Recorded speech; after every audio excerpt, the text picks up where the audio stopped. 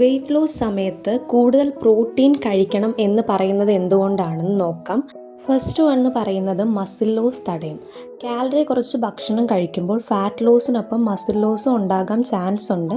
ആവശ്യത്തിന് പ്രോട്ടീൻ കഴിച്ചാൽ മസിൽ സംരക്ഷിക്കാനും അതുപോലെ തന്നെ മസിൽ ഗ്രോത്തും ഉണ്ടാകും. നെക്സ്റ്റ് എന്ന് പറഞ്ഞാൽ കൂടുതൽ നേരം വയറ് നിറഞ്ഞതായി തോന്നും.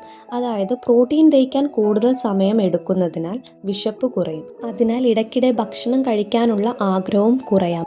നെക്സ്റ്റ് വൺ എന്ന് പറയുന്നത് കൂടുതൽ പ്രോട്ടീൻ കഴിക്കുമ്പോൾ ശരീരം കൂടുതൽ കാലറി ബേൺ ചെയ്യും.